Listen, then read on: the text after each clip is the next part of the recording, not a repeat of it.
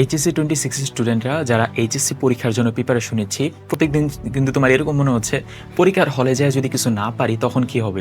সকল স্টুডেন্টের জন্য এরকম চিন্তা আসে যে পরীক্ষার হলে যায় কি আমি আদৌ পারবো, অথবা সামনের 1 মাস যে আছে 1 মাস কি আমি ভালো মতো ইউটিলাইজ করতে পারবো কিনা। তো এর জন্য তোমার দরকার হচ্ছে মেন্টাল স্ট্যাবিলিটি। মেন্টালি আমি যতটুকু পজিটিভ থাকবো আমার আউটপুটও ওরকম পজিটিভ হবে। আমরা অবশ্যই একটা পজিটিভ ধারণা নিয়ে চলবো। সামনের 1 মাসে আমি স্ট্র্যাটেজিক্যালি যদি পড়াশোনা করে যাই, স্ট্র্যাটেজিক্যালি যদি বোর্ডে কী টাইপের সৃজনশীল আসবে, কোথা থেকে এমসিকিউগুলো আসবে, ওগুলো যদি আমি প্র্যাকটিস করে যাই, মেন পরীক্ষার হলে যায় আমি পারবো।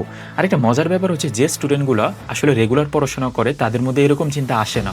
আমরা হয়তোবা এই 1.5 বছর অথবা 2 বছর খুব একটা পড়াশোনা করিনি বলে এরকম চিন্তা অথবা এরকম একটা মাইন্ডসেট আসতেছে, কিন্তু এটাতে তোমার হতাশ হওয়ার কিছু নাই। সামনের যে কয়টা দিন আছে এই কয়টা দিন তুমি একটু ভালো মতো প্রিপারেশন নাও, তাহলে আমার মনে হয় ইনশাল্লাহ তুমি ওভার থিঙ্কিং থেকে বেরিয়ে আসতে পারবা এবং বোর্ড পরীক্ষায় একটা ভালো রেজাল্ট করতে পারবা।